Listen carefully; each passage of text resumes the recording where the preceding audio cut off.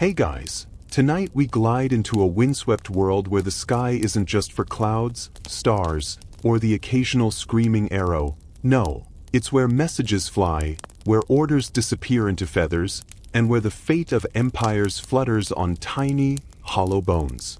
You're standing in the middle of the Mongol steppe, the evening sky bleeding into gold and purple. A breeze lifts the tall grasses around you, and somewhere behind you, a shrill whistle, barely louder than a breath. Then, like a dart launched from the hands of fate, a small pigeon slices through the dusk. You watch it disappear over a horizon that stretches farther than your courage probably would. And just like that, the future of a battle, or maybe an entire dynasty, has left without a sound. You probably won't survive this. Not unless you speak Mongolian, can ride bareback at full gallop for 2 days straight, and don't mind the occasional fermented mare's milk surprise in your canteen. But don't worry, I'll keep us grounded. So, before you get comfortable, take a moment to like the video and subscribe, but only if you genuinely enjoy what I do here. And if you're tuning in from somewhere unusual, let me know where you're listening from and what time it is there. I love seeing that global map of sleepy brains. Now, dim the lights, maybe turn on a fan for that soft background hum, and let's ease into tonight's journey together. The Mongols didn't just conquer territory, they redesigned the very concept of space and time. You hear Mongol Empire, and your brain probably conjures galloping warriors, arrows raining from the heavens, and maybe a vaguely threatening Genghis-shaped shadow. But what if I told you the real magic? The glue between every blitzkrieg charge, every impossible ambush, every sudden treaty, was a bird. Or more specifically, a whole silent armada of them. These were no ordinary street corner pigeons. They were sleek, trained, and possibly better disciplined than half the imperial troops. And yet, they vanished so quietly into the background of history that most textbooks don't even leave them a feather's worth of space. The only reason we know about them? A strange scattering of accounts, old silkscreen illustrations, Persian merchant diaries, and the occasional crumbling courier coupe buried under centuries of sand. You duck under the flap of a Mongol gur, a circular felt tent that smells of smoked meat, old leather, and fire-warmed wool. Inside, it's shadowy and spare, but one corner holds a small wooden crate with air vents carved into the sides and a bit of millet scattered on the floor. This, you realize, is no pet's roost. This is a transmission center. You're inside a Mongol command post, and that unassuming pigeon in the corner? It might just carry your death warrant. Or a peace treaty. Maybe both. The Mongols had a problem most empires would envy. Their realm was simply too big. From the Sea of Japan to the Caspian, they controlled more land than anyone before them. But this sprawl created a logistical nightmare. Horses were fast, sure, but they needed rest. Riders needed sleep. Roads could be blocked. Rivers could flood. Pigeons? They just flew. Incredibly, early sources suggest that Genghis Khan's command structure incorporated pigeon-based messaging as early as the early 13th century. It wasn't his only system, of course. There were also mounted couriers and fire signals. But pigeons offered something different: speed with stealth. No hoofprints. No dust clouds. Just one tiny bird streaking across the sky with a message rolled under its wing. Now, historians still argue whether this system was as widespread or central as some sources claim. Was it an elite tool, only used for the most sensitive orders? Or was it a standard part of battlefield coordination? The jury's still out, partly because Mongol records were often oral, not written, and pigeons, alas, don't keep diaries. What we do know is this: the pigeons were effective. They could fly up to 600 miles in a day under the right conditions, and their homing instincts were sharper than a falcon's talon. Mongol handlers figured out how to train them not just to return home, but to fly between fixed outposts. Imagine that, a winged postal system in a world that didn't even have paper currency yet. And it gets weirder. One dusty Persian merchant's journal describes a Mongol general near Samarkand who used pigeons not only to relay orders to nearby units, but also to stage psychological warfare. Rumors of ghost armies appearing out of thin air may have been choreographed with aerial timing, messages sent via pigeon ensuring multiple Mongol bands hit targets from different directions at the exact same moment. Not bad for a bird brain. But don't let the magic fool you. This system wasn't foolproof. Pigeons could be eaten, snatched midair by hawks, or just decide not to participate that day. Mongol commanders reportedly rotated birds frequently and kept backups, much like you might keep extra chargers in your backpack, because, let's be honest, one dead pigeon mid-battle is basically the 13th century version of a phone on 1%. And then there's the fringe stuff. One Chinese poem from the Yuan dynasty hints at pigeons that could read the stars and fly only at night. While this likely reflects poetic license, or someone who seriously misunderstood how birds work, it's a reminder of how mysterious and revered these animals became. Some say a few commanders believed pigeons could sense dishonesty and would refuse to fly messages from traitors. You laugh, but then again, you also name your car and think it knows when you're low on snacks. As twilight deepens on the steppe, you notice something in the air, a hush like the moment before a drumbeat. A shadow flickers overhead, wings taut against the wind. Somewhere, another message is flying. Maybe it's about reinforcements. Maybe a warning. Maybe an apology sent too late. But it's up there, silent, focused, and faster than your horse ever will be. So tonight, as you lie back and picture roaring hooves and howling winds, remember, sometimes the sharpest weapon in an empire's arsenal doesn't wear armor or wield a bow. Sometimes it just coos, flaps once, and vanishes into the dark, carrying the weight of a continent on its back. You're still in the Mongol steppe, but dawn is creeping up now, pale light leaking over the horizon like someone cracked the world open just a little too early. The grass glistens with dew, and somewhere nearby, a stallion snorts impatiently. But you're not climbing into a saddle this morning. Instead, your eyes follow a slim figure crouching by a wooden crate, murmuring softly. This isn't a shaman. This is a pigeon handler, carefully wrapping a strip of oiled cloth around a tiny rolled message. She tucks it into a sliver-thin copper cylinder and ties it snugly to the leg of a waiting bird. Her movements are swift, practiced, and completely ignored by the hulking warriors loading quivers just a few steps away. Because this moment is routine. Here's the part your middle school history class probably skipped. Mongol generals didn't just ride into battle yelling war cries and hoping for divine wins. They coordinated. They pre-planned. And increasingly, they relied on pigeons to plug the gaps between what a rider could deliver and what needed to be known right now. This was especially true during campaigns where the battlefield moved too fast for even the lightning-quick YAM courier system to keep up. You remember the YAM, right? The imperial relay road with mounted riders switching horses every 20 miles? Yeah, the Amazon Prime of the 13th century. But even that system had limits. Delays, blockages, even rider sabotage. Pigeons didn't need roads.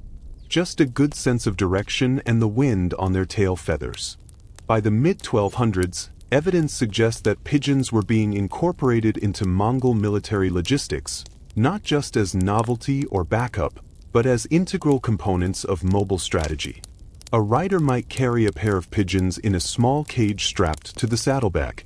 If separated from his commander or in need of reinforcements, he wouldn't have to risk galloping through enemy fire to relay a message.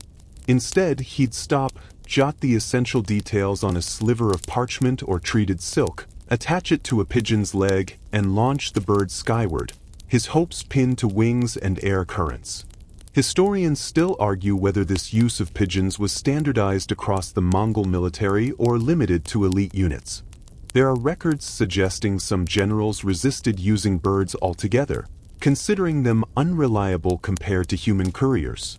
Others embraced them wholeheartedly, especially in complex siege scenarios or wide-front assaults, where minutes could mean the difference between glory and a bloody mess. Now, before you go imagining Mongol warriors cuddling cooing birds while sharpening their swords, let's clear one thing up. These pigeons weren't pets. They were tools, assets, more like living arrows than companions. And just like arrows, they had to be properly maintained. That's where training came in. Mongol pigeon keepers, often drawn from Central Asian tribes with bird-keeping traditions, trained pigeons not just to return to a single coop but to navigate between multiple, pre-established points. The method? A combination of reward-based conditioning, environmental cue reinforcement, and what one Persian chronicler called repetition bordering on obsession. Honestly, you might relate if you've ever tried to teach your dog to sit without immediately getting distracted by its own tail. The training was precise. Pigeons were taken from one roost to another gradually, with increasing distances. They were released in different weather conditions, times of day, even under cover of darkness, though that trick didn't always pan out. Turns out pigeons aren't exactly night owls. And just like modern pilots, they weren't sent out solo until they passed a gauntlet of test flights. There's a quirky tidbit tucked into a Yuan era scroll that claims one handler taught his pigeons to return not to a coop, but to a specific drumbeat. Scholars believe this may be a misinterpretation. More likely, the beat was used to attract the birds upon arrival, like a signal flare for feathers. Still, the image of birds swooping down at the sound of a war drum is pretty epic, even if it's a bit fantastical. Speaking of fantasy, remember how we mentioned that pigeons weren't coddled? Yeah, well, losing one wasn't just inconvenient. In some cases, it was seen as a security breach. If a pigeon failed to return or was suspected of being intercepted, handlers might face serious consequences. Some were flogged.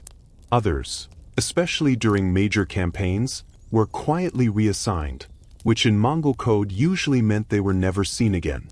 But the stakes were high. A single bird could carry the difference between success and slaughter. That's why pigeons were sometimes paired. One message, two birds, launched minutes apart. If both didn't make it, contingency plans kicked in. It's the medieval version of CCing your boss and HR in the same desperate, "Hey, we're under siege" email. Not all pigeon messages were just battlefield updates, by the way. Some carried maps drawn on treated animal skin, complete with tiny ink symbols denoting troop movements or enemy weaknesses. Others bore coded messages written in the square script known as fagspa, chosen for its clarity and resistance to smudging. Mongol engineers got creative, too. Pigeon messages might be sealed in tubes made from hollowed bone or rolled between layers of beeswax-soaked linen to survive rain, snow, or blood. Hopefully not all three at once, but hey, 13th century problems, right? Even more fascinating, certain elite units reportedly developed multi-bird relay strategies. A pigeon would carry a message partway, land at a pre-trained outpost, and trigger the release of another pigeon to continue the route. That's right, you're looking at the earliest form of a long-distance relay chain without a single human rider involved. All wings, no wheels. You begin to see it, don't you? The genius behind the silence. While their enemies were still arguing over which road to take or sending scouts into dead ends, the Mongols were already reacting, adjusting, coordinating by sky. And to the opposing side, it seemed like magic. Unnatural awareness. Psychic precision. But no, just birds doing their job. Back in the tent, the handler stands and watches her bird disappear. She doesn't smile, doesn't wave, just turns to ready the next one. Because in this world, every second counts, and sometimes salvation comes with feathers. The pigeon wheels once overhead, a gray flicker in the pale dawn, and vanishes westward into the blur of the waking steppe. You watch it shrink until it's no more than a dot, or maybe not even there at all. The handler doesn't bother looking. She already has her hands on the next bird, checking the feet, smoothing a wrinkle from its wing, murmuring in that same low voice like a spell or a promise. You're not sure what's stranger, the fact that these feathered couriers are considered as vital as swords, or that there's already a network of people dedicated to keeping them alive, fed, and flying. Welcome to the Mongol pigeon infrastructure, the unsung and often literally underground backbone of this entire avian system. See, it's one thing to have trained pigeons. It's another to maintain them across an empire that stretches from Korea to Hungary. This is where the real brilliance kicks in. Let's talk pigeon posts. These weren't just a few haphazard coops tucked into the back of army camps. No, we're talking strategically positioned outposts, small, almost invisible stations built along major military and trade routes. Often these were disguised as ordinary homes, barns, or even roadside inns. Inside, a few pigeon keepers lived, sometimes with families, always with a roster of birds trained to fly to specific other posts in the network. And they weren't just waiting around playing jacks. Each station had a role, resting birds, rotating flocks to avoid fatigue, caring for the injured, and crucially, monitoring arrivals. Some posts had logbooks, not of the messages themselves, but of pigeon traffic, time of arrival, condition, any anomalies. It's like the TSA but with more feathers and fewer pat-downs. Historians still argue whether this infrastructure was ordered top-down by Genghis Khan himself or developed more organically from a blend of local bird-keeping traditions absorbed during expansion. Either way, by the mid-13th century, it's clear that a working system was in place, especially along routes used by military command and royal messengers. Now, here's the quirky part. In some outposts, pigeons weren't kept in ordinary cages. They were housed in ceramic pigeon towers, freestanding structures, often dome-shaped, with dozens of small entrances like an avian apartment complex. The design? Possibly borrowed from Persian dovecots or Central Asian bird-keeping traditions. These towers helped keep birds safe from predators and offered shade in brutal climates. Plus, let's be honest, they looked way cooler than a bunch of wooden boxes stacked on each other. But the towers weren't just for pigeons. Mongol strategists quickly realized that certain birds flew better under specific conditions. Some flocks were bred for cold weather, others for distance, others for agility in wind. It's the 13th century version of airplane classes: cargo carriers, fighter jets, regional flyers. Breeding was done carefully and tracked within family lines. Not quite genetic engineering, but impressively close for people who didn't have microscopes.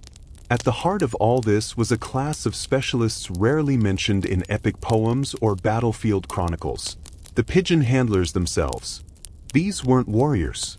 They were technicians, keepers of routine, and, if you'll allow it, a bit like feathered network admins. Mongol command often placed them under the direct supervision of high-ranking officers. Because leaking a message wasn't just embarrassing. It could cost cities. And it wasn't always sabotage. Birds got lost.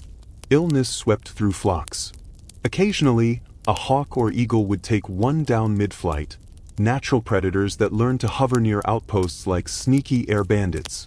So outposts built deterrents, hawk-repellent spikes on rooftops, scarecrows made of dyed horsehair, and even tethered falcons trained to defend the coop rather than raid it. Kind of poetic, actually, using one bird of prey to protect another. Now imagine you're traveling along the Silk Road. You stop at a dusty inn near Bokhara. In the courtyard, among the horses and bales of tea, you spot a quiet figure tending a fluttering flock. Maybe you think nothing of it. Maybe you think it's a merchant's hobby. But in reality, that tiny roost might be part of a message chain carrying Genghis Khan's orders to a siege in Anatolia, or his blessing for a royal marriage in Dadu. Because here's the twist: pigeons weren't just used for war. Over time, as the empire stabilized and trade routes flourished, the pigeon network adapted to serve diplomacy and governance.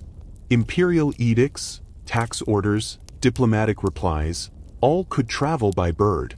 The result was stunning: faster administrative communication over a territory larger than the moon's visible surface. Even Marco Polo, who traveled under Mongol protection, noted the strange speed with which Mongol authorities communicated. He credited it mostly to horses, but some modern historians suspect Polo may have overlooked, or simply been unaware of, the feathered messages flying above his head. After all, a well-run pigeon network isn't meant to be seen. But nothing lasts forever. And the pigeon infrastructure, like so much of the Mongol world, began to fray at the edges. After the death of Genghis Khan, the empire fractured into khanates. The Ilkhanate in Persia, the Golden Horde in Russia, the Yuan dynasty in China, all inherited parts of the system, but coordination broke down. Some pigeon posts fell into disuse. Others were repurposed for local governance or trade. Birds stopped flying. Messages stopped arriving. And eventually, the network that once bound the continent together quietly unraveled into history. There's a melancholy beauty to it. The idea that one of the most expansive communication systems in medieval history could fade so completely that most people today don't even know it existed. No statues to the pigeons. No museums for the handlers. Just scattered scraps of parchment, fading records, and a few curious towers baking quietly under the desert sun. And yet, for a moment in time, it worked. Empires rose, cities fell, and lovers waited by windows, all because of birds that knew how to find their way home. So next time you see a pigeon strutting near a sidewalk cafe, try not to scoff. Its ancestors might have once carried the fate of an empire in their feet. And it's not their fault they've traded war dispatches for crumbs of sourdough. You don't know it yet, but you're about to witness a message outrun a horse. You're crouched behind a small outcrop near the edge of a battlefield in Anatolia, early spring, mud everywhere, the kind that sticks to your boots and your soul. Mongol banners flutter like startled birds in the wind, and just beyond the ridge, a cloud of dust means something very large and very angry is on the move. And then, before the enemy even finishes forming their front lines, a handler ducks behind a tent, grabs a pigeon from a hooded coop, and releases it into the wind. Up it goes, straight into the gray sky, like a whispered secret given wings. You don't hear a sound. Not from the bird. Not from the generals. Just the low thrum of hoofbeats and the knowledge that someone far away will know about this moment before the shouting starts.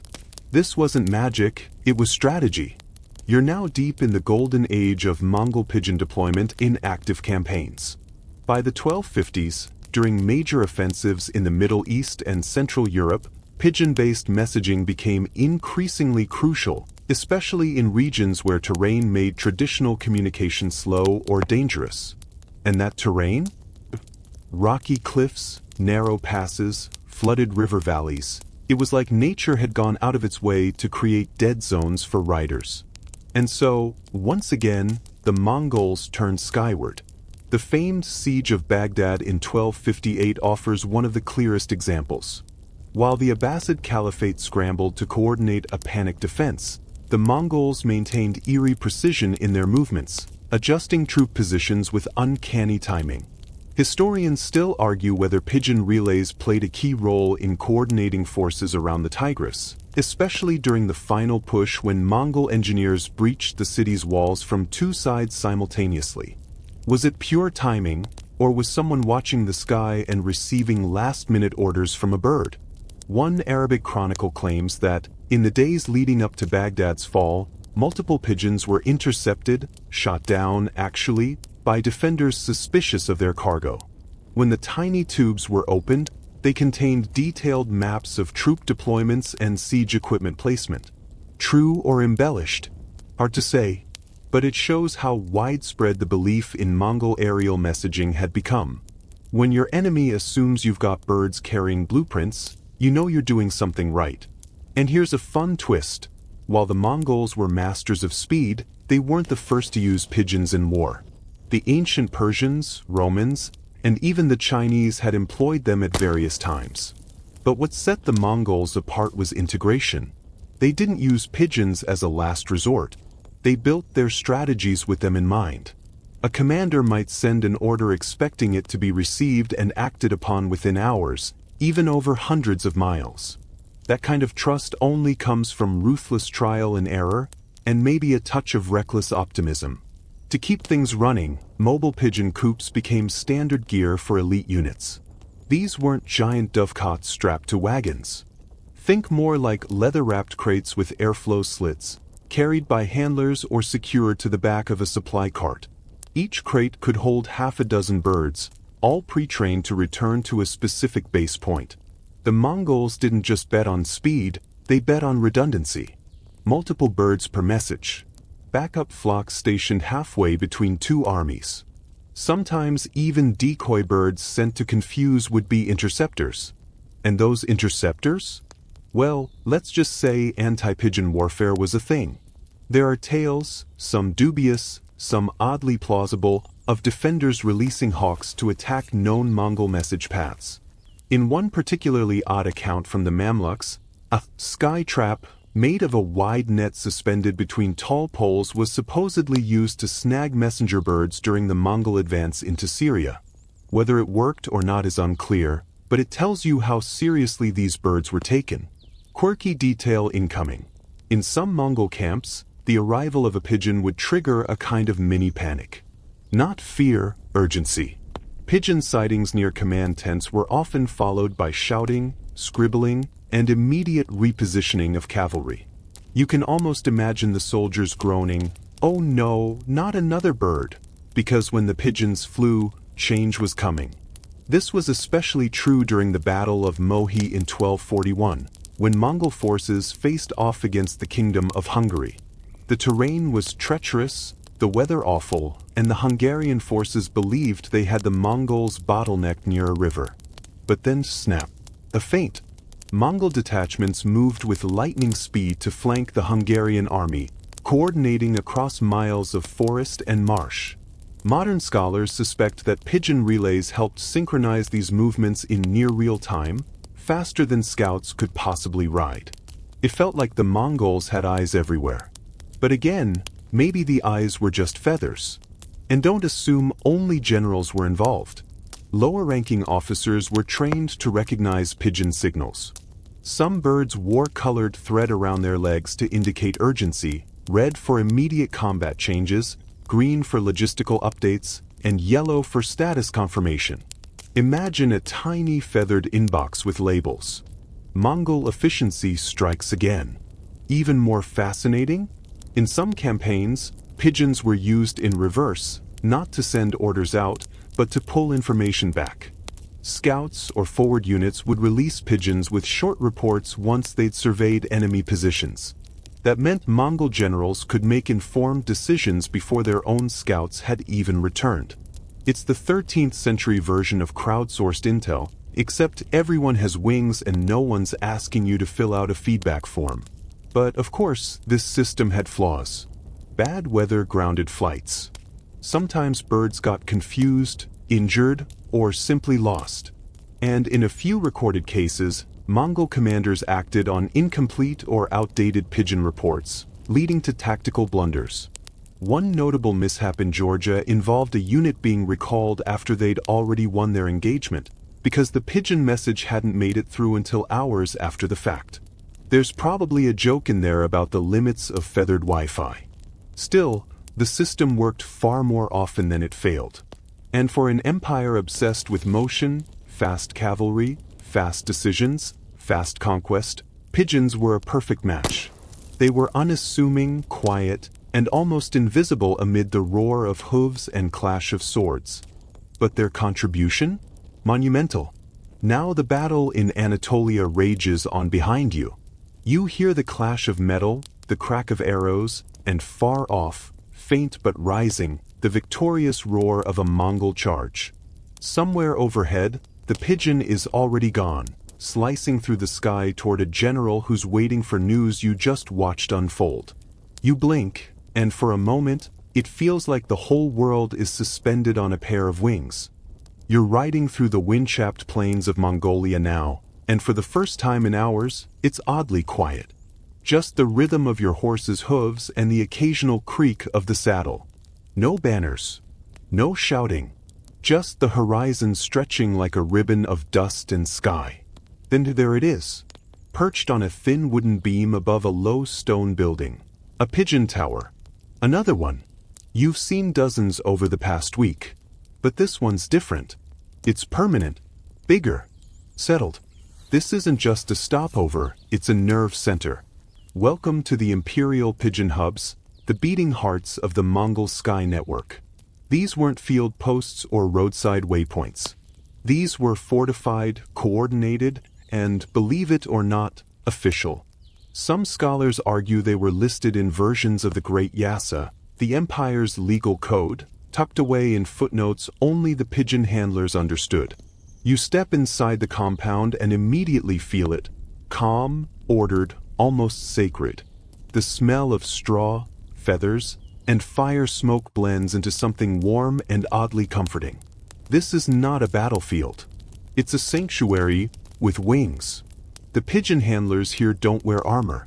They wear long, earth-toned robes and speak in low voices, as if the birds are light sleepers. Each carries a cloth pouch of millet feed, and many have small calluses on their forearms from years of soft landings.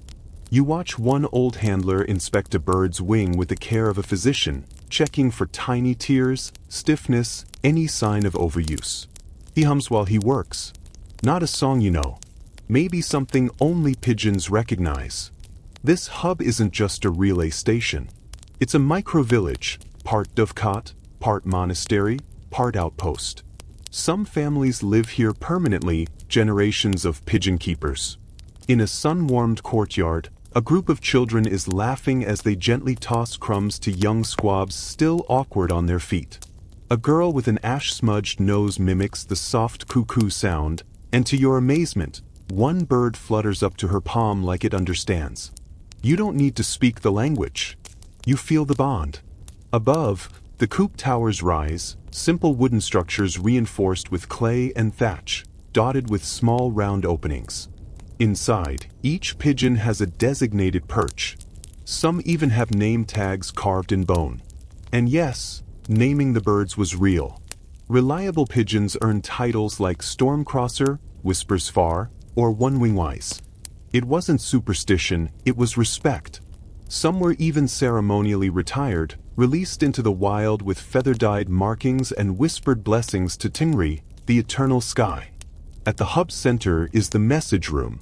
No parchment piles or scroll towers, just a small table, a few ink pots, and a wall map etched onto stretched hide.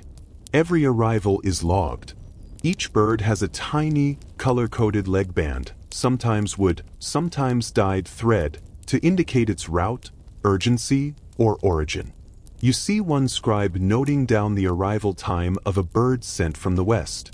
The time matches almost to the hour what the relay predicted. It's astonishing.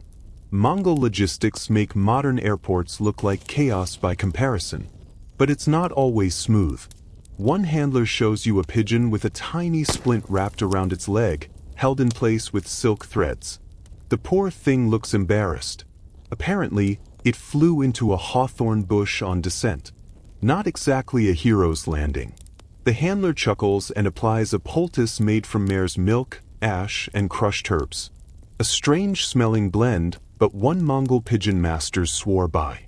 Historians still argue whether this concoction had genuine healing properties or just smelled bad enough to keep predators away.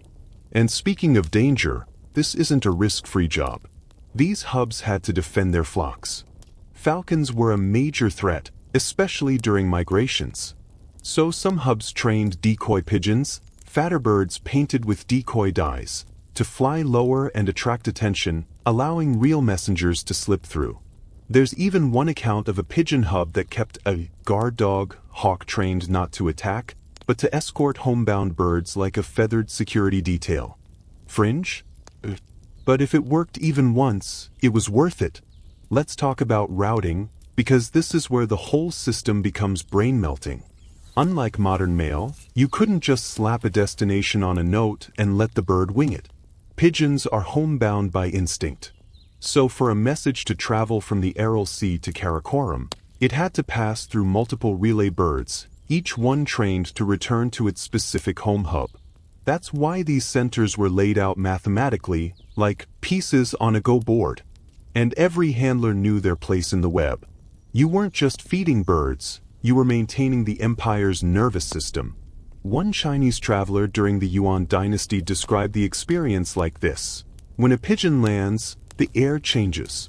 Men rush to their posts, eyes scanning legs for color. The fire is stoked, the wind is judged. And soon, the bird is off again, carrying the pulse of nations. A bit dramatic? Sure. But standing here now, you get it. There's another curious sight here. A smoke chimney that doesn't burn wood. Instead, dried moss and grass create a low, bluish smoke that spirals upward in slow, twisting rings. It's not for warmth. It's a navigation aid, helping birds spot the hub from far off in low visibility conditions. Like a medieval lighthouse, only for pigeons. You sit on a low stool in the shade, listening. A pair of birds flutter overhead. A boy chases one with a feather in his hand, pretending to write on the air. Laughter rises. Then, a bell rings, not loud, but enough to hush the courtyard. A handler steps out with a bird cradled in his hands. The others part respectfully. The message is urgent. Red thread on the leg. No room for error. The bird is released, wings slicing the wind in a perfect arc. A few children salute as it vanishes over the ridge. Historians still debate how centralized this system really was. Did the Khan issue precise orders for these hubs, or did local commanders build them ad hoc? Some say a master chart existed in Karakoram, mapping every pigeon lane. Others believe it was more organic, built by intuition, memory, and sheer practice. But no one denies its effectiveness. The Mongols could move a message faster than any other empire of their time. Not just because they had birds, but because they had the infrastructure, trust, and culture to make it work. You stand and stretch. The light is beginning to shift, the golden hour before dusk. In the coop, birds shuffle on their perches, feathers catching amber highlights. One blinks at you slowly as if to say, messages don't fly themselves. And somewhere in the far distance, another pigeon is surely on its way, carving a path across sky and silence, connecting commanders, kingdoms, and the soft, beating heart of empire. You leave the pigeon hub behind with the quiet thud of hooves and a breeze brushing your shoulders, still carrying the faint scent of straw and millet. The light fades as you travel deeper into the folds of empire, and with it, your mind drifts to a question that's probably been nagging since Section 1. Who actually trained these pigeons to fly back and forth with more precision than half the GPS apps on your phone? Well, tonight, you meet them, the pigeon whisperers of the Mongol world. Though rarely praised in battle songs or carved onto stone steel, these were the real backbone of the network. Specialists who took clumsy squabs and turned them into aerial messengers that could find their way across deserts, mountain ranges, and sometimes even entire seasons. The process began young. Not just for the birds, but for the trainers too. Mongol children might start helping around coops as early as 5 years old, cleaning perches, carrying water, or learning the difference between a healthy bird and one suffering from wind fever. Yes, they had their own words for pigeon ailments. It wasn't just chores. It was apprenticeship. There were no textbooks, only eyes, hands, and the rhythm of wings. Step 1. Imprinting. Pigeons have an uncanny ability to remember home, but only if that memory is built during their fledgling stage. So each bird was raised in a coop that became its one true return point. You'd think this was as simple as raising them in one spot, but Mongol trainers made it deliberately tricky. They would rotate the coop slightly every few weeks, subtly adjusting landmarks or scent markers so that the birds learned to navigate by the stars, the magnetic field, or wind patterns, not just a hut on a hill. Sounds excessive? Not when you're trying to avoid having your empire's military secrets fall into enemy hands because a bird got confused by a snowdrift. Once the bird could fly short distances, trainers would release it from gradually farther and farther away, using whistles or smoke cues to guide its return. This is where the craft turned to obsession. Some trainers claimed certain birds responded better to specific tones, even particular syllables or drumbeats. A few even believed pigeons had individual personality maps, and adjusted training methods accordingly. Was it scientific? Not even remotely. Did it work? Somehow, yes. One fringe account tells of a trainer who blindfolded himself during training sessions to better feel the air vibrations of a bird's return. Probably nonsense. Probably. But hey, sometimes eccentricity and genius are just feathers on the same wing. And don't forget the pigeons' diet. These weren't your average city scavengers munching on greasy crumbs. Mongol messenger pigeons were fed a high-protein blend of millet, hemp seed, dried berries, and powdered eggshell, basically the avian equivalent of a bodybuilder smoothie. Some were given fermented mare's milk for gut health, though we can all agree that sounds more like a dare than a diet. The logic? A bird with strong bones, clear eyes, and a happy stomach is far less likely to abandon its mission halfway across the steppe. Now, pigeon training wasn't only practical, it was also spiritual. In many Mongol communities, the trainers believed that birds connected the human world to the eternal blue sky, or Tengri.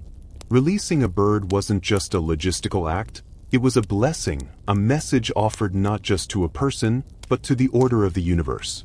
Some handlers would whisper prayers as they released the birds. Others burned juniper as an offering.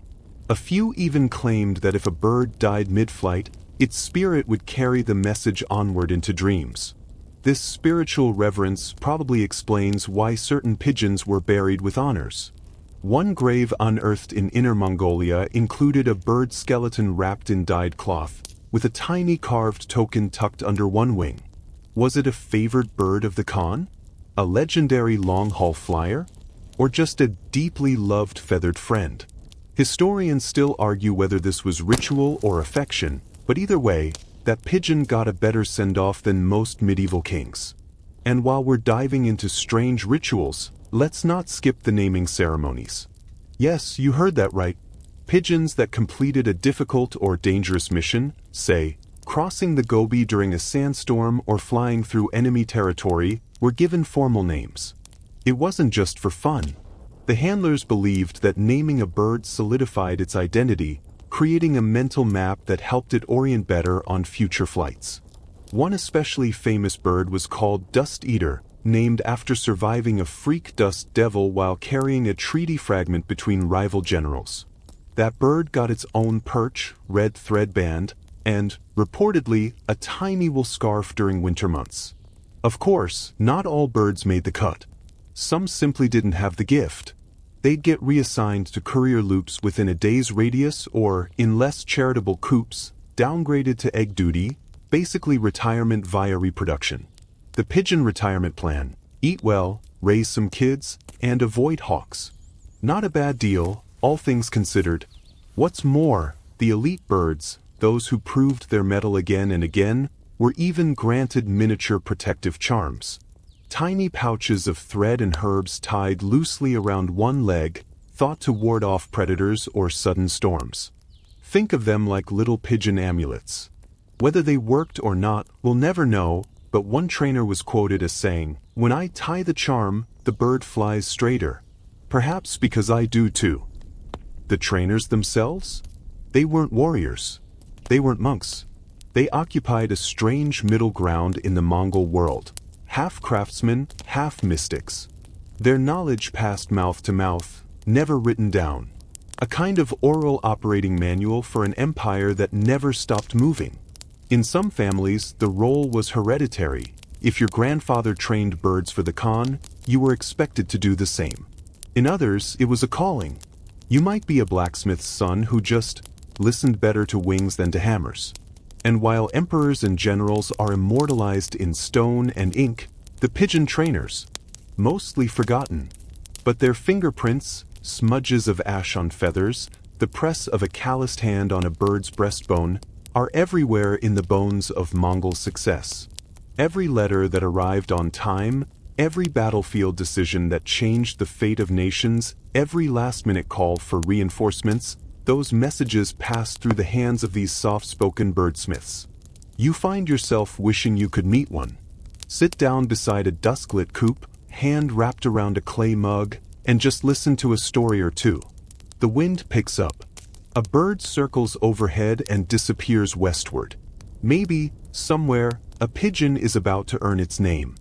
The sun dips low behind the hills, casting long gold streaks across the land, and as you ride on, the pigeons fall behind you, not in reality, of course, but in focus. Because now you're heading into the silent heart of the empire, the way stations. Scattered like breadcrumbs across thousands of kilometers of steppe, desert, and forest, the Mongol relay system was known as the Yam. And while that name might sound like a tuber that didn't make it to dinner, don't be fooled, the Yam was logistical brilliance in motion, a superhighway of information centuries before traffic lights or truck stops. Each way station, or ortu, was spaced about 25 to 40 kilometers apart, roughly the distance a horse could travel at a good clip before needing rest. And you, in this moment, are arriving at one of these lonely outposts. It's a squat structure of stone and timber, smoke trailing lazily from a side chimney. A tethered horse stomps the dust near the door. And inside? Well, that's where the true magic of Mongol communication unfolded. The operator, known as the Yamchi, greets you without fanfare. His hands are calloused, his tunic plain, but everything about him hums with quiet efficiency. He's got 4 fresh horses ready, scroll cases sorted by region, and a deep understanding of routes and weather patterns that would make a travel agent weep. You hand off a message cylinder, and he barely glances before passing it to the next rider, already mounted, already galloping into the dusk. The exchange takes less than a minute. What you just witnessed, that was the Mongol relay system's central genius, seamless continuity. No need for one rider to make the full journey. No wasted time eating or sleeping mid-mission. Just swift handoffs, faster than your cousin ghosting a group chat. At its height, the Yam boasted thousands of way stations stretching from the Sea of Japan to the Danube River. Think about that for a second. A message could leave the Mongol court in Karakorum and reach Persia in under 2 weeks, a journey that, without the Yam, would have taken twice or even 3 times as long. It's basically the Amazon Prime of the 13th century, minus the cardboard boxes. And pigeons? They weren't a rival to the Yam, they were its winged supplement. In dangerous or time-sensitive situations, pigeons could overtake even the fastest rider. But for bulk communication, treaties, orders, merchant manifests, the Yam was the backbone. Still, the system wasn't only about speed. It was about control. Every rider had to carry a peza, an engraved tablet of authority that allowed them to commandeer horses, demand food, and expect shelter along the Yam route. No peza, no passage. Which brings us to a fun fringe detail. Peza forgery was a serious problem. Bandits and rogue traders sometimes faked the emblem to ride free, which led to a crackdown under Ogidi Khan, who introduced metal variants with secret etchings, basically early Mongol QR codes. Now, here's a delightful tidbit. Marco Polo loved the Yam. Like, really loved it. In his writings, he gushes over the postal system like a modern traveler discovering bullet trains. He marveled at the stocked stations, the precision timing, and the sheer scale of the operation. According to him, nothing could be better regulated. And to be fair, the guy had a point. Historians still argue whether Polo exaggerated parts of his travelogue, but on the Yam, he might have actually undersold it. Of course, the system wasn't cheap. Maintaining all those horses, riders, stations, and grain stores? That took meticulous resource planning. The Mongols implemented a tax-in-kind system, requiring villages to provide supplies or labor for their local ort. It wasn't always popular, but it worked, largely because the state also protected the routes. Bandits who dared rob a Yam rider didn't just get caught. They got caught quickly, often by specially assigned mobile guards who patrolled the roadways. And here's something a little weirder: station gossip. Way stations became mini-hubs for oral news. Riders and locals exchanged rumors, military updates, and personal tidbits while messages passed by overhead or underarm. In a sense, the Yam was the Mongol Empire's first social media feed. Just, with more hay and fewer memes. By now, the Yamchi invites you inside. The interior is warm, lit by low lamps and scented with sweetgrass. Shelves line the back wall, filled with sealed scrolls, bone-handled pens, and bits of pigeon wax for the faster messages. A tired rider snoozes on a pallet in the corner, boots still on, The Yamchi pours you a wooden cup of salted tea and nods at the map etched onto a goat-hide scroll nailed to the wall. As your finger traces the marked routes, one curling towards Samarkand, another plunging deep into Siberia, you start to grasp the full, almost terrifying efficiency of this system. It wasn't just communication.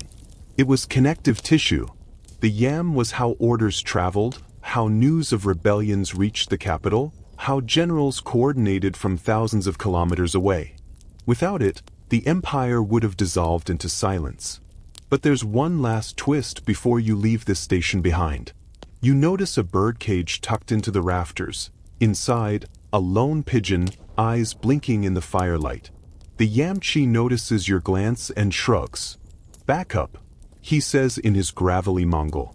"In case a storm eats the rider." You smile. Of course. Even here, in the engine room of Empire, the pigeons are never quite forgotten. You wake to the faint rustle of paper and hoofbeats fading into the early dawn. A thin mist creeps across the steppe as the way station recedes behind you, its smoke now just a scribble in the sky. By now, you're starting to see the Mongol Empire not as a set of cities or armies, but as an organism, a living, breathing creature whose lifeblood was information. But as any medieval IT system learns quickly, the real challenge isn't sending messages. It's making sure they don't fall into the wrong hands. Which brings us to the spies, saboteurs, and secret scrolls. You may think of the Mongols as warriors first, and yes, they had their fair share of archery legends and cavalry charges. But the truth is, they were also expert intelligence operators. And pigeons? Let's just say they played a very quiet, very fluttery role in Mongol espionage. Imagine this. You're an imperial courier carrying a message sealed in wax and marked with the Khan's insignia. But you're not traveling by horse. You're walking because you're dressed like a merchant, or a pilgrim, or a wandering healer. Inside your pack? A tightly rolled message written in a code so obscure that even the person carrying it might not know its true meaning. And if things go sideways? You pull out a tiny wooden box and release a pigeon, one trained to fly back to a covert aviary at a secure outpost far from any military road. Sound dramatic? To us. And it happened more often than most history books bother to mention. You see, the Mongols didn't just rely on formal communication routes. They built shadow routes, alternate messaging paths used solely for espionage or high-stakes diplomacy. These included pigeon corridors, often through rugged or wooded terrain, designed to avoid detection by rival empires. One particularly juicy fringe theory suggests that some birds were trained not just to return, but to loop between two non-coop stations, an incredibly rare and difficult method requiring months of conditioning. Historians still argue whether this was widespread or just experimental, but it would have been the medieval equivalent of a two-way encrypted chat. And let's talk about codes. The Mongols weren't content to scrawl messages in clear text. They used layered messaging systems, including steganography, hiding messages inside other texts, and basic substitution ciphers. Some scrolls were even written in Persian disguised as Tibetan, or vice versa, to throw off rival translators. Others were tucked inside hollowed-out pigeon leg tubes made of bone or ivory, etched with fake religious blessings to further mask their contents. In one case recorded in Chinese chronicles, a courier captured on suspicion of spying was searched 3 times before a monk noticed something odd about a ceramic bead on his necklace. Inside it, a message smaller than a fingernail, rolled and sealed with resin. The courier claimed he didn't even know it was there. Believable? Maybe. Convenient? Absolutely. And because you're probably wondering, yes, there were pigeon intercept missions. Armies would station falconers along known bird routes, using trained birds of prey to snatch enemy pigeons from the sky. It was part sport, part intelligence operation. If a bird was caught, it might be brought down gently, its message removed, copied, and then re-released in the hope of tracing where it came from. Of course, this led to counterintelligence.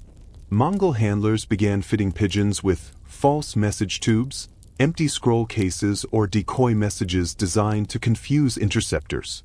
Real messages were instead hidden under the bird's wing feathers, or even tattooed, lightly, into the thin skin of the leg, then covered with a layer of ash or wax. Modern historians still debate the plausibility of that last one, but at least one preserved pigeon leg fragment found in Central Asia shows markings that could have been micro-writing. Or, pigeon eczema. The jury's still out. But it wasn't all cloak and feather drama. Sometimes, the espionage was quieter, more subtle. A message might arrive at a seemingly innocent outpost bearing coded references to weather patterns or caravan weights, clues that signaled troop movements or military intentions. Trained readers, often stationed at remote monasteries or family compounds, would decode the message, repackage it for pigeon delivery, and send it on its way. One eccentric figure in this world of shadowy correspondence was a woman named Toktoe Beki, a Tuvan noblewoman and former court concubine turned intelligence coordinator. Her estate, located on a lonely ridge overlooking Lake Baikal, doubled as both a tea house and a covert relay point. Legend has it her birds were trained to return only if released with a specific incense burning, one mixed from pine resin, dried apple skins, and a dash of mare's milk powder. Would? Extremely effective? According to 3 intercepted messages linked to her routes, devastatingly so. In this world of hidden signs and fast wings, even the weather played a role. Mongol agents learned to time pigeon releases with favorable winds, often consulting traveling astrologers or Buddhist monks for guidance. You wouldn't think monks and espionage go together, but apparently in the 13th century, everyone was multi-talented. And then, of course, there were the accidents. One tragic account from the siege of Baghdad in 1258 tells of a message pigeon that landed, not in the military camp, but in the royal kitchens.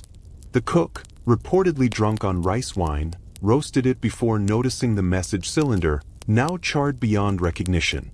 The general who had sent the bird was not amused. No word on what happened to the cook, but considering Mongol tempers, let's just hope he had a pigeon of his own ready. The layers here are astonishing. The Mongol Empire wasn't just fast, it was clever. Messages weren't just delivered, they were guarded, encrypted, camouflaged, and occasionally sacrificed for the greater good. It's no exaggeration to say that entire campaigns hinged on a pigeon slipping through undetected or a forged peza being spotted at the last minute. By the time your imaginary self steps into the next twilight, you feel less like a traveler and more like a participant. Every person you've met, every pigeon you've glimpsed, they're all part of a vast and delicate invisible war of words. And for a moment, you wonder, what secret messages are fluttering through our world today, unseen? One last look at the sky. A pale shape wings westward, tiny tube glinting at its leg. And just like that, it vanishes into the dusk. Night clings to the steppe like a heavy wool blanket, and stars blink above you in eerie silence. But you're not alone. In the far distance, a campfire flares briefly, then dims. You steer your thoughts toward the figures who kept the invisible empire humming, those who trained the birds. Yes, you've met the handlers in passing, the quiet pigeon keepers who linger in corners of stations or squat beside rooftop coops. But tonight, you step into their world. Because these weren't just casual bird watchers, they were elite specialists, sometimes revered, sometimes feared, always necessary. Pigeon trainers in the Mongol Empire were called by many names depending on region and dialect, Kar Talagchid or Dark Watchers, being one of the more poetic ones. Some worked directly for the royal court, others were semi-itinerant, traveling between coops like traveling violin tuners, adjusting birds, feeding regimens, and flight routines. Their lives were an intricate blend of science, superstition, and endless patience. You enter one such handler's tent near the fringes of the Gobi. It smells of millet mash, leather, and faintly of feathers, so many feathers. The old man inside squints at you, says nothing, and points to a stool beside a large woven cage. Inside, a dozen birds preen and coo, heads bobbing like shy scholars. The handler pulls a pigeon out with slow, reverent hands. Its eyes flash red in the lamplight, wings taut with tension. This one, he grunts, flies from here to Karakoram in one day. He traces the bird's back with his finger, showing you the slight asymmetry in its wings, a deliberate feature, trained over months to help it battle the wind coming off the Gobi Dunes. Yes, Mongol pigeon trainers were technicians of the sky. They manipulated diet, sunlight exposure, and even nesting arrangements to ensure pigeons imprinted on specific locations. Some fed their birds only after returning from a flight to strengthen homing instincts. Others swore by particular feeding times, usually dawn and dusk, to sync the birds with circadian rhythms and celestial navigation. And there were rituals, oh yes. Many trainers wore talismans stitched with horsehair or wolf's teeth. Some muttered charms in Old Mongolic as they released the pigeons. One famous master, Senbyog the Featherwise, allegedly fasted before major releases and once performed a sky burial for a pigeon he considered a spirit in winged form.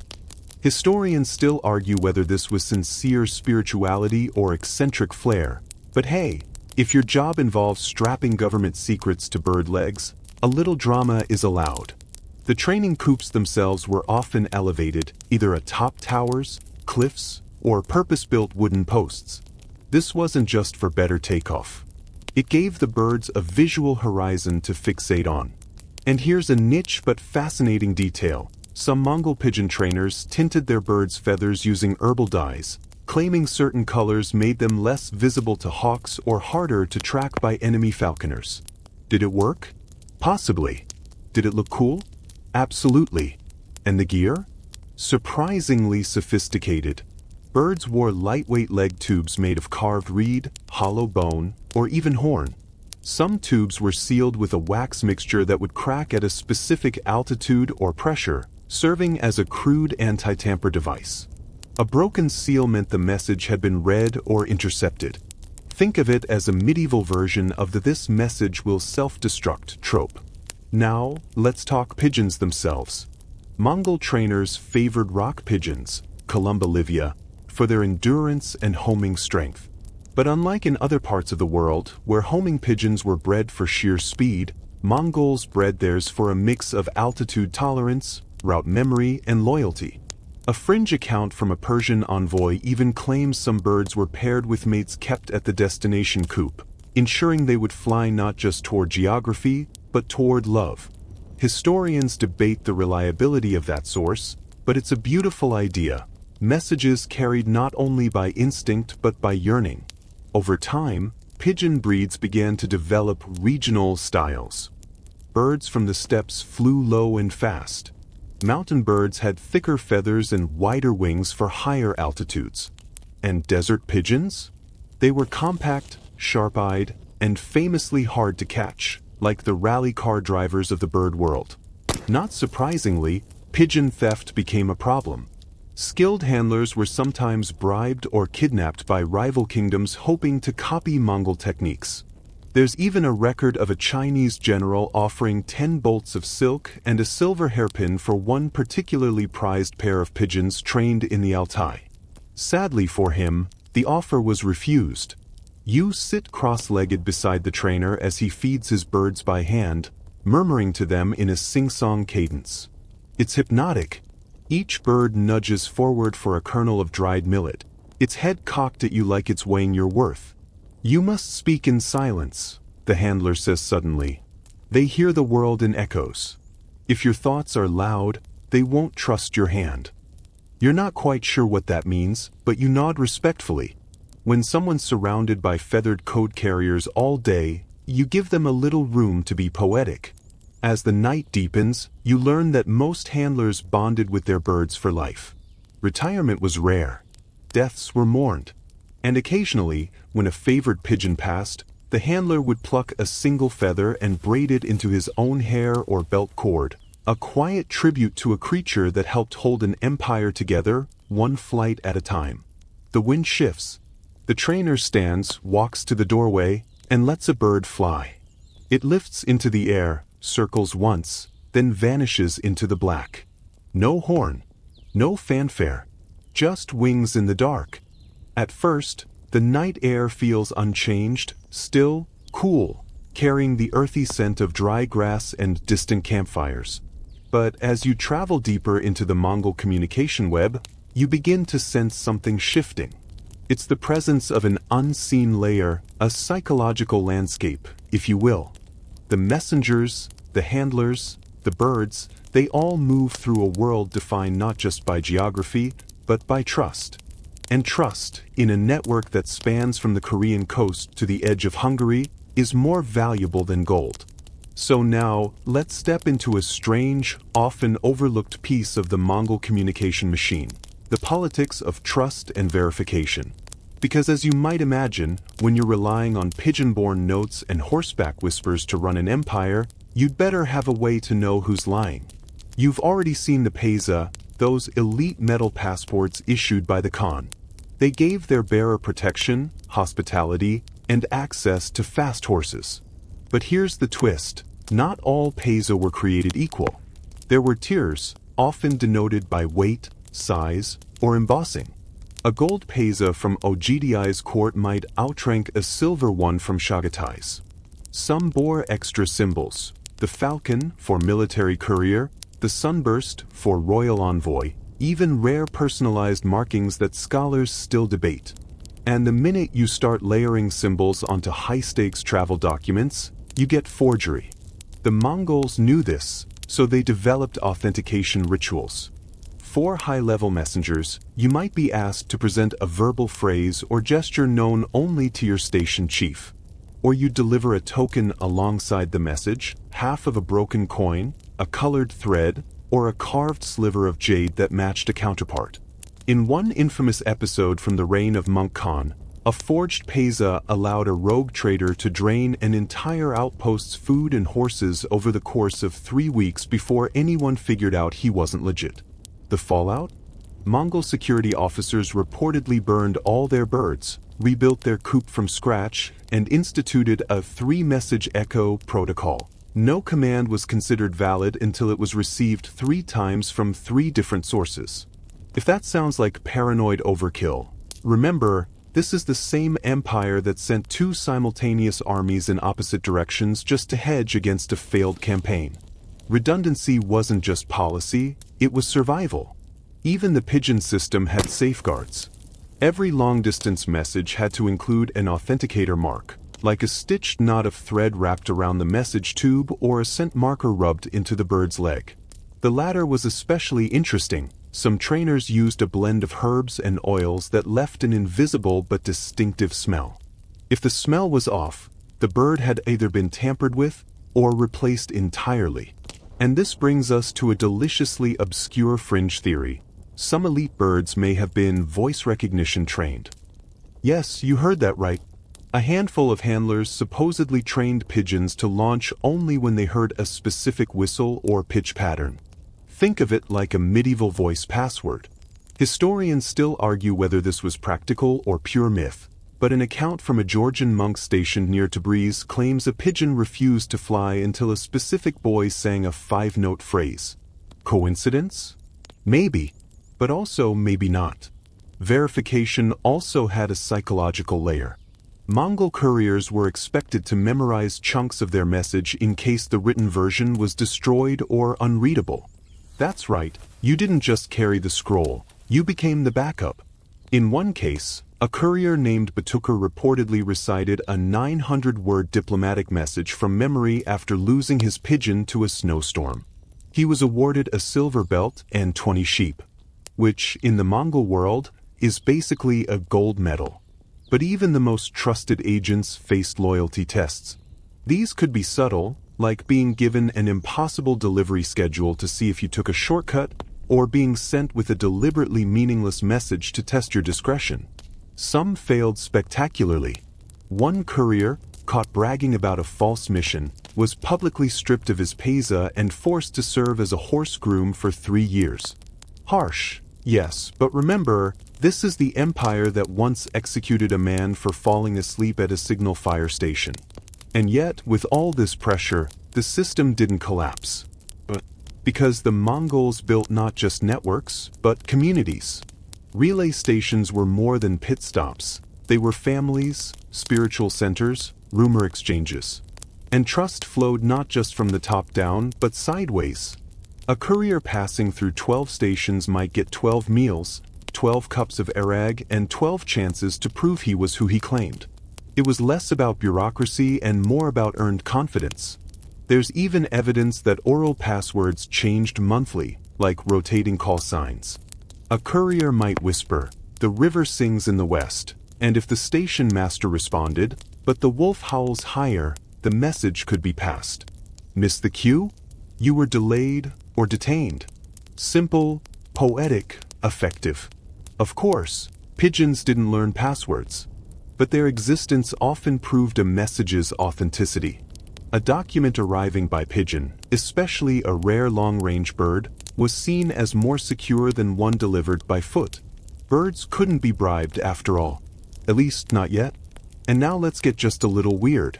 Some high-level Mongol officials supposedly developed a secret courier ink, a plant-based substance that revealed hidden writing only when rubbed with fermented mare's milk.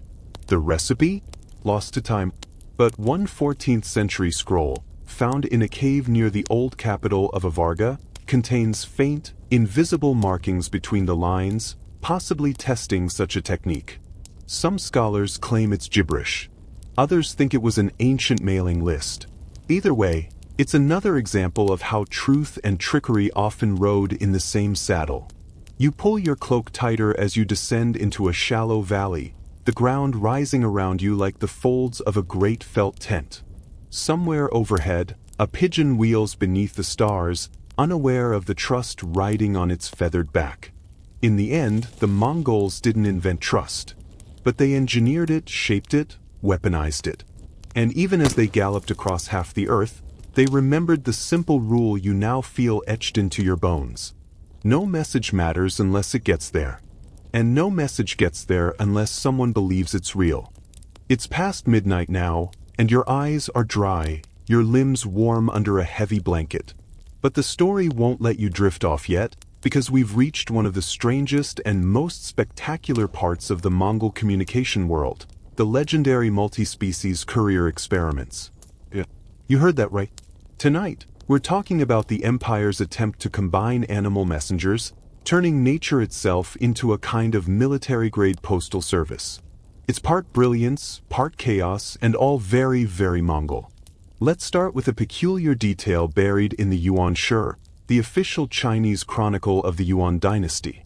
In a single cryptic passage, it mentions sky bird and swift beast in shared duty of message. That line has driven historians bonkers for centuries, because while the sky bird is almost certainly a pigeon, the swift beast is up for debate. Some say it's a dog, others a cheetah. But the most persistent theory? The Mongol relay fox. Foxes had long fascinated Central Asian cultures. Agile, clever, and fiercely territorial, they weren't domesticated in the usual sense, but Mongol animal handlers apparently tried. Fringe accounts from Persian travelers describe foxes with saddle pouches, trained to return to specific dens that had been relocated to major stations.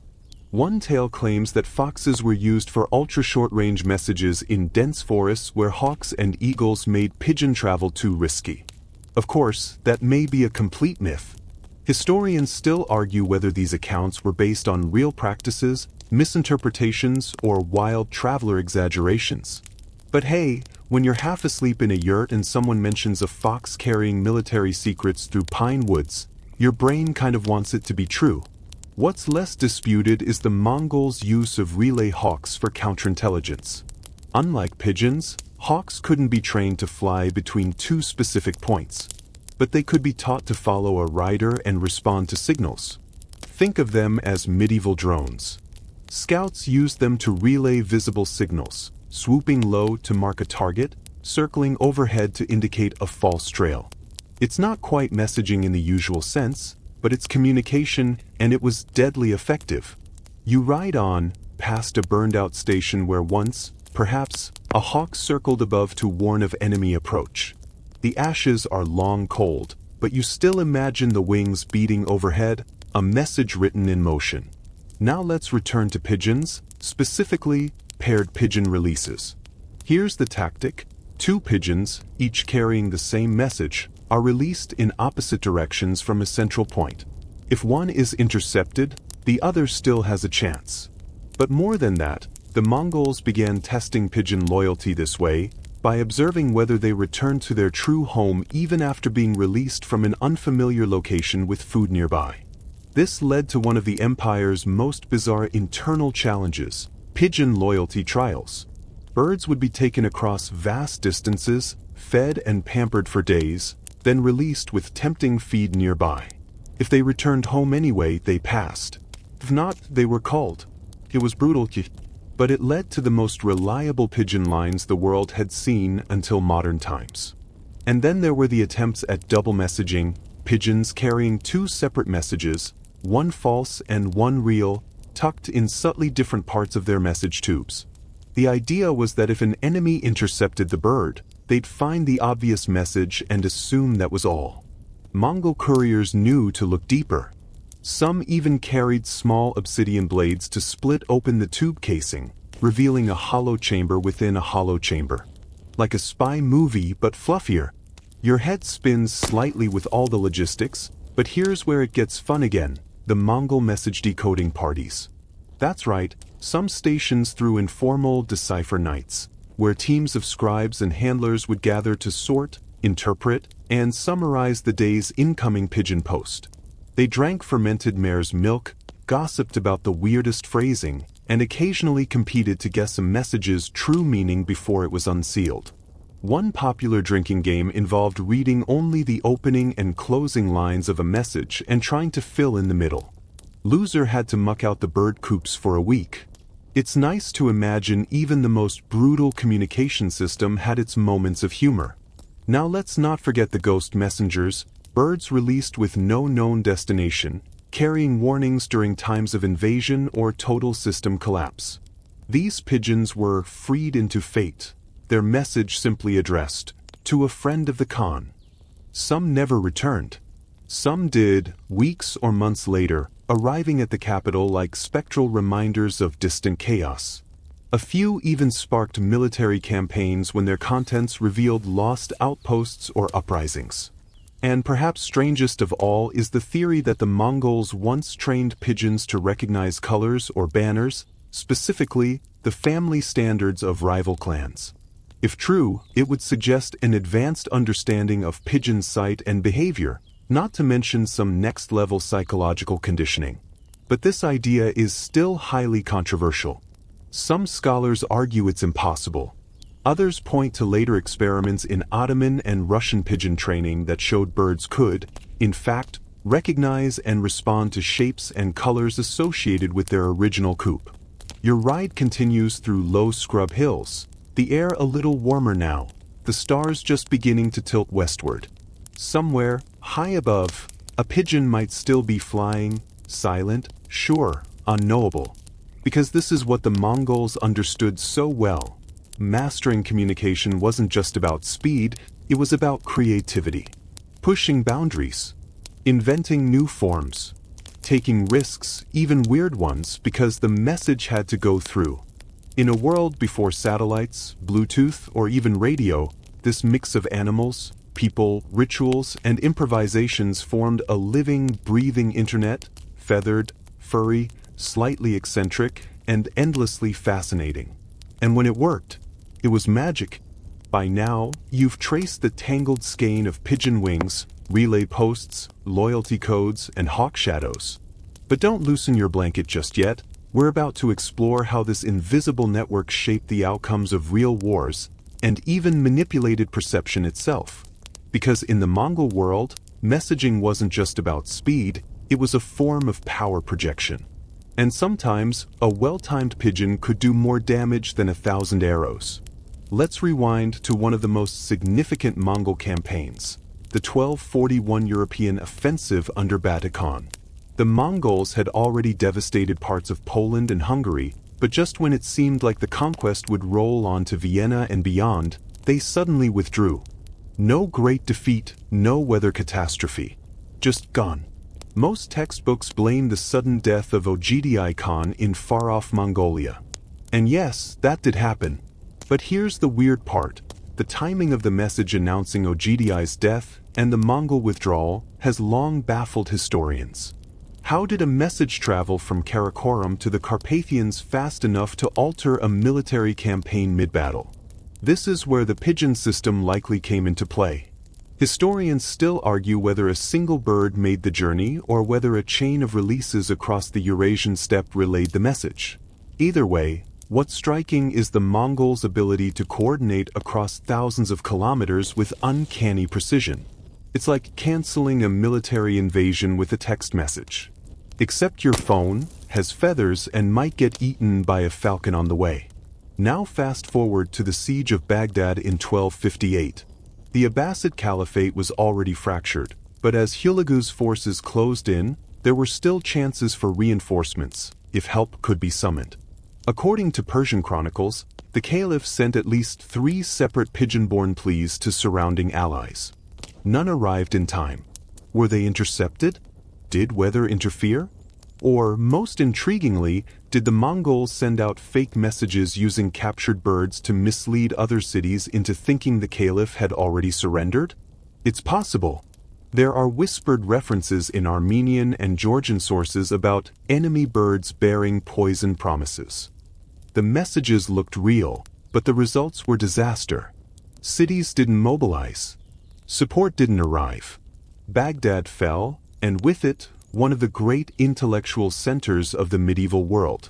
It wouldn't be the first time pigeons were used to shape perceptions instead of simply delivering facts.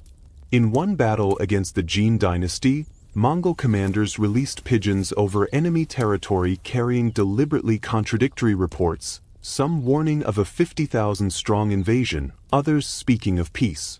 The resulting confusion slowed the Jin's response by days. By the time they figured out what was real, their capital was in flames. That's the thing.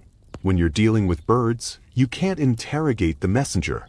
And if you're clever, really clever, you start sending messages not just to inform, but to deceive, to manipulate, to unsettle. Even Mongol allies had to tread carefully. In the Ilkhanate period, local rulers sometimes tried to imitate Mongol pigeon systems to appear more in tune with the empire's infrastructure. One minor Persian warlord even built a pigeon tower and sent messages daily to an imaginary Mongol liaison, until someone noticed the same birds were being reused over and over. The charade cost him his post and, according to one bitter source, most of his dignity. And here's where it gets really strange. Some Mongol commanders, particularly in the later Yuan dynasty, began to simulate pigeon messages entirely, writing messages from afar to justify a sudden change in orders or to provide convenient proof of divine support. In one case, a general in northern China claimed a pigeon had arrived from the capital demanding a ceasefire, even though the sky that week had been full of storms. The message was never authenticated, but it gave him political cover to withdraw from a disastrous siege. Nobody questioned it. After all, pigeons don't lie, right? But they do get intercepted. So the Mongols developed catcher towers, special rooftop stations with trained hawks or net-wielding attendants tasked with grabbing enemy birds mid-flight. These weren't common, but in contested borderlands or siege conditions, they could prove decisive. Think of them as analog firewalls. If a bird tried to cross into hostile territory, it might be brought down before the message ever landed. One report from the Korean borderlands mentions an elite handler who intercepted 37 pigeons in a single season, including one carrying troop coordinates. That message alone was said to have delayed an enemy raid by weeks, possibly saving hundreds of lives. The handler was rewarded with a ceremonial bow, a fine sable robe, and enough dried fish to feed his village for a month. And don't forget the psychological side. The mere presence of pigeons fluttering across the sky, unmarked, unstoppable, sent a message of its own. We see you. We reach you.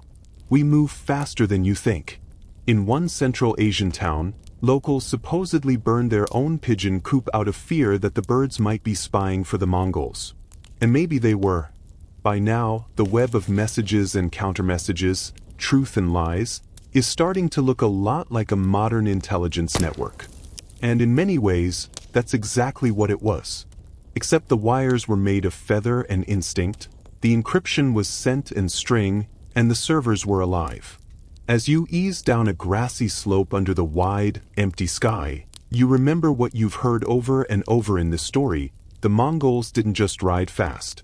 They thought fast. They understood that information is ammunition, and confusion is a weapon. And if you can make your enemy hesitate, even for a moment, you've already won.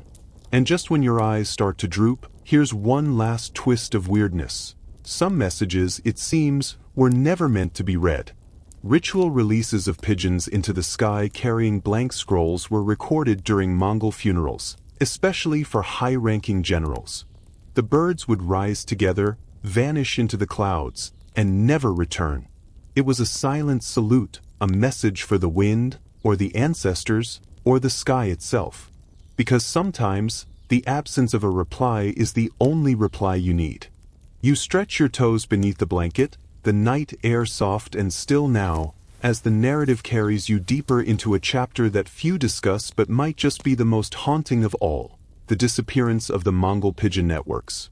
Yes, after all that brilliance, all those feathered dispatches racing across the spine of Asia, it didn't last. Empires never do. And even the greatest communication web of its time wasn't immune to erosion from within. Let's begin with the obvious. The death of Kublai Khan in 1294 didn't just signal the beginning of political fragmentation, it also marked the start of bureaucratic clutter. The once efficient YAM system that supported all courier traffic, pigeon or otherwise, began to choke under its own weight. More taxes, more permissions, more administrators, but fewer horses, fewer fresh pigeons, less trust. And then the real killer, duplicated responsibility. As local rulers in the Ilkhanate, Chagatai Khanate, and Golden Horde began asserting their autonomy, each tried to claim control over communication routes. Suddenly, pigeon lines that once stretched cleanly from Karakoram to Baghdad were tangled in red tape and turf wars. Birds were detained, messages delayed. And let's not forget that carrier pigeons do not care about human borders. They fly to their home lofts, no matter who currently holds the territory. So when the empire split, so did the birds' loyalties and their handlers. Historians still argue whether this breakdown was accidental or deliberately engineered. Some fringe theories suggest rival khanates may have begun capturing and retraining birds to divert imperial correspondence. Others think local station masters simply sold birds to the highest bidder, especially during famines and political purges. Speaking of which, famine was a feathered apocalypse. Droughts in Central Asia around the early 1300s weren't just devastating for crops and herders. They also wiped out grain supplies for pigeon coops, especially in the eastern stretches of the empire. In the YAM system, pigeon stations were guaranteed grain rations, but when the empire splintered, those guarantees vanished. Entire relay lines collapsed. Birds starved, coops emptied, handlers fled. There's even one eerie document from a Chinese border town describing abandoned dovecots filled with bones and dust. A ghost network, the silence of once vital stations echoing louder than any war cry. And as the infrastructure decayed, so did the knowledge. Training pigeons isn't something you can just figure out on a whim. It takes generations of trial, error, and extremely patient handlers. But during the later Yuan dynasty, many of those experts were either executed in political purges or quietly retired without apprentices. You get these strange mentions in court records of pigeon keepers withholding secrets of the birds, as if they feared their skills might be used against them, or worse, disrespected. One tale from the waning days of the Ilkhanate speaks of a pigeon master who, upon seeing the dissolution of the postal system, released all his birds with no messages, whispering to each one, "You owe nothing now." None of them returned. Even cultural changes chipped away at the network. The rise of religious orthodoxy in certain parts of the Mongol world made some rulers suspicious of using animals in messaging. In one notable case, a conservative faction in Persia banned pigeon use altogether, calling it sorcery of the skies. That might sound dramatic, but in a world without smartphones or CCTV, pigeon mail did look suspiciously like magic. So what replaced them? Well, not much, at least not with the same elegance. Human runners remained in use, especially on shorter routes. Flags and smoke signals returned for military campaigns. Later, paper relay systems by horseback tried to recreate pigeon speed but fell short in stormy weather or bandit territory. And eventually, gunpowder and cannons began to replace intelligence as the key to domination. But still, for nearly a century after the networks decayed, there were whispers of birds still flying, messages no one had read, pigeons no one had trained, coops forgotten in forests, in deserts, in mountains. A traveler's journal from 1398 mentions stumbling across an old pigeon post carved into a rock wall, long overgrown. In it were tiny drawers, some still filled with rolled scraps of parchment, unreadable after decades of dust and rain. He writes, "I took one, and it crumbled like ash between my fingers. Still, I believed it was meant for me." Romantic nonsense? Maybe. But a French merchant visiting Samarkand in the early 15th century also recorded a mysterious sight. A gray bird, marked with red thread, descended into the ruins. It waited, then flew away again. Pigeons don't haunt places. But maybe, just maybe, something in their training lingered. The legacy, though not just the birds, but what they represented, never entirely disappeared. Later empires like the Ottomans and Mongols studied Mongol pigeon techniques, borrowing and adapting where they could.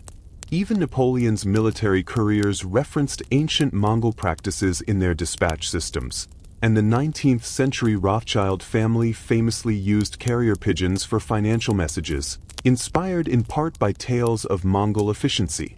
And get this, when the British were building their own colonial communication systems in India and Afghanistan, they often relied on local pigeon handlers whose traditions, some believe, traced back to Mongol-era ancestors. Not by blood, necessarily, but by trade, by whisper, by muscle memory passed through centuries. The message had stopped flying, but the memory of the message hadn't. And here you are, centuries later, nestled into a bed, listening to a story about birds and empires and loss. Maybe some of those messages weren't meant just for warlords and khans. Maybe they were meant to last this long, to reach you now. To remind you that even the smallest wings can carry empires, and that silence, too, is part of the message. You lie there, still and listening, as the story curls tighter around you. It's no longer about war horses or burning cities. The pigeons are gone. The empires are dust. So what's left? Now comes the quiet part: legacy, myth, and the strange rebirth of memory. Long after the Mongol pigeon networks crumbled, the world began to mythologize them. It's what humans do. We can't help but shape ruins into stories. And the farther away we get from the facts, the more space we make for wonder. So here's a curious thing. In a remote monastery near Lake Kavsgal in northern Mongolia, tucked into a crumbling scroll archive, there's a centuries-old folktale about a pigeon with black eyes and silver wings. It belonged to a great Khan, unnamed, of course, who sent it on a message so vital, so secret, that it could never return. The pigeon, according to the tale, still flies, circling the earth until it finds someone worthy to receive its scroll. The punchline? The scroll contains not orders or war plans, but the Khan's final poem. A message of peace disguised as command. Of course, the story is probably symbolic. But it hints at something deeper, how even the most brutal tools of empire can morph into legend, their rough edges softened by time. And it's not just in Mongolia. In some parts of Central Asia, old men still say, if a pigeon lands on your roof and won't eat, a message is nearby. Children in southern Siberia play a game called Kargana, which involves spinning in circles with their eyes closed, arms outstretched like wings, trying to find the message in the wind. No one writes these things down, but they echo something older. And the echoes don't stop there. Modern scholars have tried to reconstruct parts of the Mongol pigeon system using archaeological clues and scattered manuscript references. A team in Kazakhstan even rebuilt a small dovecot based on a 13th century blueprint, complete with ventilation slits and sand-lined feeding trays. The birds? Homers, of course. Not the original breed, but close enough. They named the project Winged Yam, and you just know some historian chuckled at that. But the effort wasn't just nostalgic. It raised a bigger question. What does it mean to remember a network that no longer exists? And this is where it gets weirdly modern. You know how today we marvel at fiber optic cables stretching under oceans, at satellites pinging signals from Iceland to India? It turns out, some cybersecurity researchers have begun studying the Mongol relay system for insights on decentralized communication. One analyst even described it as a biological blockchain, a chain of custody, verified by instinct, impossible to forge without being noticed. You can't hack a pigeon. Well, okay, maybe you can distract one with food. But the principle stands. There's something profoundly secure about a system that depends on biological certainty. The bird returns to its home. No coaxing, no bribe, no password required. Which brings us to one final chapter in this odd story, World War I. Wait, what? Yep. In 1918, during the final months of the Great War, as telephone wires were cut and radio signals jammed, Allied forces turned to carrier pigeons. One in particular, Cher Ami, a scrappy blue-checked pigeon from the U.S. Signal Corps, delivered a life-saving message despite being shot, blinded in one eye, and missing a leg. That pigeon, hailed as a hero, was awarded a medal and stuffed for display. Sleep tight. But the point isn't just animal valor. It's that even in the most advanced wars of the modern age, we reached back, not forward, for reliability. We trusted the same feathered system the Mongols used centuries earlier. Not because it was fancy, but because it worked. And maybe that's the real lesson here. All empires chase the future. They build roads, print currency, train soldiers. But the ones that endure understand the past.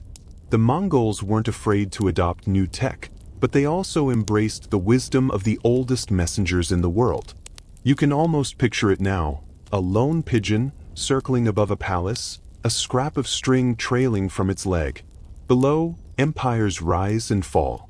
But the bird flies on, unbothered, unreadable, eternal. And in a quiet way, that's what your mind is doing tonight, flying loops around an ancient memory, tracing the invisible lines between what was and what still lingers. You might not remember every name, every date, every station on the Yam Trail. But you'll remember the wings, the motion, the mystery, because some messages don't arrive in words. Some arrive as feelings, flickers of truth behind closed eyes, gentle gusts of meaning that pass through you like wind through feathers. You're almost there now, drifting. But don't worry, we've just one more stop to make. You've nearly reached the end of this strange, silken thread through time, the hum of night wrapping around your thoughts as the final pieces settle into place. Your breathing slows. One last image forms, a world forever changed, not by conquest, but by communication. Because in the centuries following the Mongol collapse, the pigeon didn't vanish, it adapted. It slipped through cracks in history, fluttered across borders, and continued whispering between walls where empires once roared. Take the Silk Road, for example. Even as the Mongol relay posts fell into ruin, local traders quietly repurposed pigeon routes for their own ends. Smugglers, spice caravans, and coin brokers found the old network too efficient to waste. It became an unofficial information undercurrent, never formally sanctioned, but deeply trusted. Like a street-smart cousin of the imperial yam. By the 16th century, Venetian merchants were using pigeons to relay commodity prices between Mediterranean ports, and some even kept dovecots hidden in galleys, feathered stock tickers sailing across the sea. There's even a record of one Venetian noble complaining that his rival sent birds faster than God can blink. Meanwhile, the Ottomans expanded their own courier systems, building on knowledge preserved from Mongol models. At one point, Istanbul housed a royal pigeon fleet, with breeding programs and trainers employed by the court. But even then, it wasn't just statecraft. In love stories whispered across centuries, lovers trapped by distance would send pigeons with perfumed notes tied to their legs, messages carried in silence, written in longing. And let's not forget espionage. By the 18th century, as European powers scrambled to map and control new territories, pigeons became spy tools in their own right. There's an old tale, possibly true, possibly inflated by rumor, of a French diplomat in Persia who trained a dozen birds to eavesdrop on court secrets by intercepting intercepted birds. Sounds silly? Maybe. But historians still argue whether he succeeded, or just like the idea of avian intrigue. Even modern city dwellers might be shocked to know that pigeon post remained in active use into the 20th century. In fact, until 2006, the police force in Orissa, India still used trained pigeons as emergency couriers during floods, where roads washed out and phones failed. Their motto? Speed in silence. That's pretty poetic for a bird brigade. And maybe that's the heart of all this. You've traveled from the windswept plains of Mongolia, where falcons wheeled above tent cities and pigeons dashed through the sky, to modern outposts where wires now buzz and screens flash.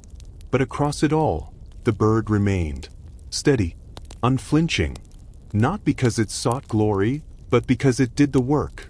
A soft force, invisible yet vital, like the pulse of a hidden drumline carrying empires forward.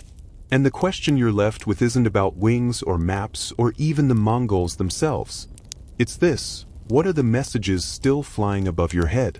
What truths are circling, waiting for you to look up, to listen? What networks do you belong to that you can't see? Because even now, in this digitized, glowing world, there are still silent messages being carried, by data, by glances, by instinct. The medium changes. The mission doesn't. And in that way, maybe you're a pigeon too. Carrying stories across time, passing ideas to someone else, even if you never see their face. Quietly useful, patiently vital. Now, let's bring it down gently. Wind down, 300 words. You've come so far tonight.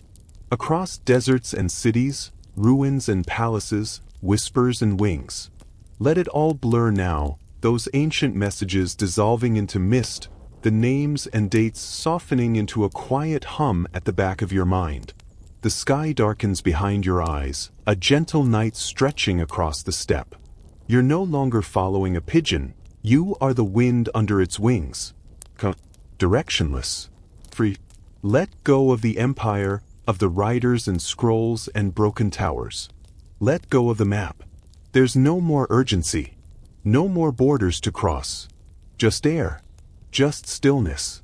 Maybe you still hear the echo of hooves or the rustle of feathers, but even those fade now, giving way to a deeper silence. The kind that fills ancient dovecots and forgotten courtyards. The kind that carries no messages, just peace. Breathe a little slower. Let your limbs sink heavier into the bed. Feel the warmth of the blankets like the hush of a dovecot's straw lining. Let the last lanterns of thought dim and flicker out. The journey is done. The network is at rest. And you have delivered the story.